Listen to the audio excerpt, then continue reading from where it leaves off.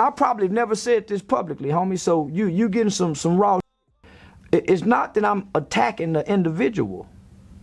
I don't know the people. I don't know whatever Durk real name is. That's who he is as a person. We know him as an artist. He come out of artist role. Whenever the camera go off, whenever he get back in his Sprinter van with just his core members of his management team, that's not Lil Durk. So I'm attacking and assassinating the image that Lil Durk is to our people. I'm not attacking that man. Click like Charleston White, who's got a direct message for anyone living the gangster life. Despite the allure of the streets, Charleston insists that jail isn't a punishment to be angry about. It's simply part of the package. He challenges the very notion of street justice, arguing that the law ultimately reigns supreme. But there's a crucial shift happening that Charleston points to, a radical change in how quickly law enforcement is now solving major crimes, especially high-profile rap cases, compared to the past. And the reason for this transformation, it might just be the one tool many criminals use every single day, social media. Charleston lays out a direct connection. Embracing the gangster lifestyle inherently brings consequences like going to jail, getting robbed, or even dying. He argues that this isn't something to be upset about. In fact, he states you can't even earn stripes without having been to jail. That's you can't get no stripes. You can't get your stripes if you don't go to jail. What's the first thing they gonna tell you if you ain't never been to jail? Man, you couldn't have made it on the yard. So gangsters die and go to jail. Gangsters get robbed, gangsters get shot. So when these things happen to somebody that's playing the role of a gangster, then who should be mad or sad? This what come with this. This perspective sharply contrasts with the outcomes seen in earlier eras of rap murders, like those involving Tupac and Biggie. However, a notable difference has emerged in recent years, where modern-day tragic murders within the rap industry often see arrests happening much quicker. According to Charleston, this dramatic change correlates directly with what law enforcement has been openly stating in the media over the past 3 years. Social media has become their #1 tool for making arrests and solving crimes. Ultimately, he asserts, criminals don't get to decide justice. Despite any desire for street justice, the law supersedes street rules to deter crime and govern society, upholding the fundamental difference between right and wrong. Right? You see what I'm saying? So, man, if I go out and kill somebody, my people shouldn't be mad that the police arrested me. It shouldn't be the police. I went and killed somebody.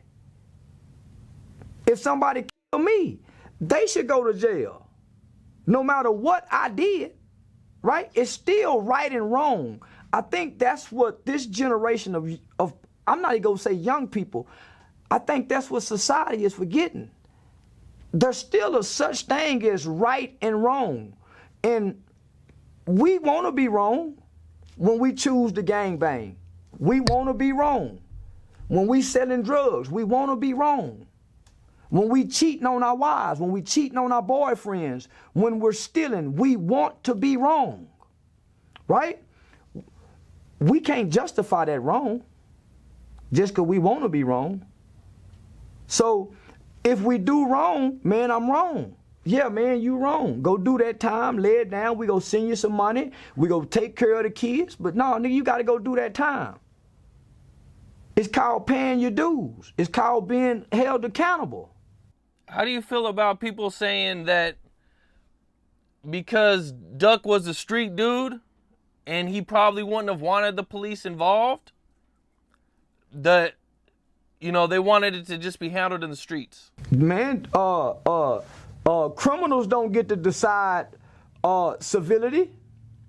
Criminals don't get to administer justice. Criminals don't get to,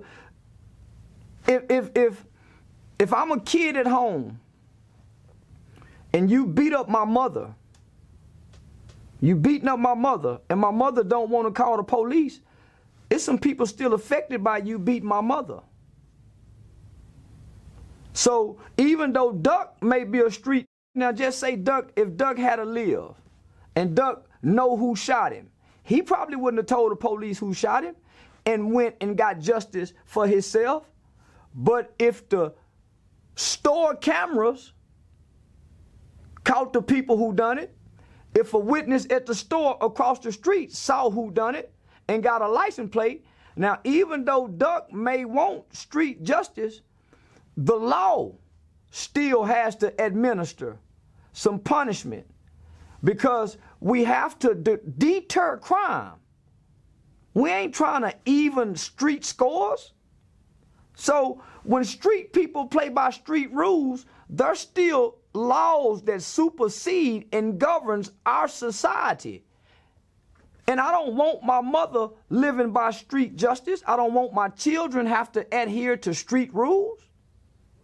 So as a black community, when white people get shot, they have pretty reasonable ways to handle their conflicts.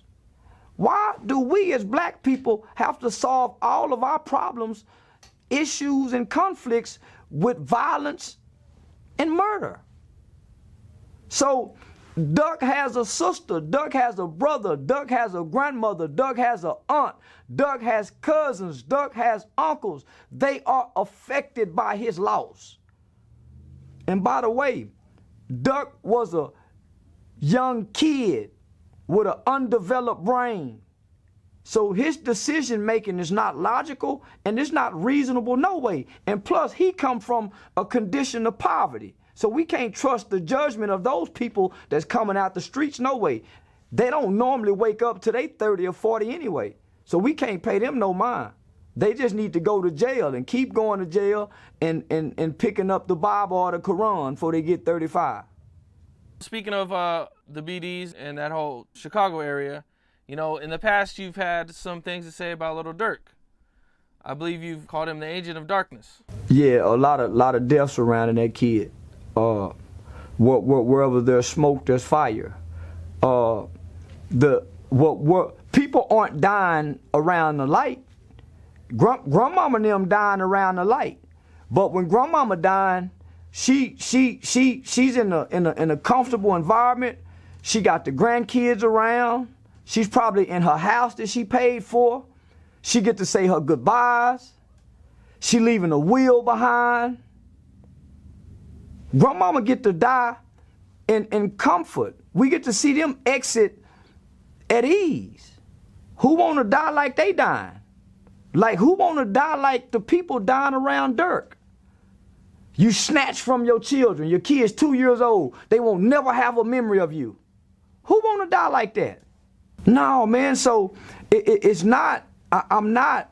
And I probably never said this publicly, homie. So you getting some raw shit. It's not that I'm attacking the individual. I don't know the people. I don't know whatever Durk's real name is. That's who he is as a person. We know him as an artist.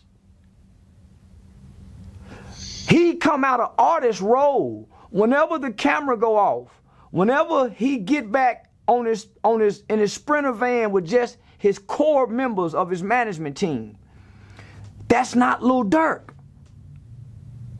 So I'm attacking and assassinating the image that Lil Durk is to our people. I'm not attacking that man.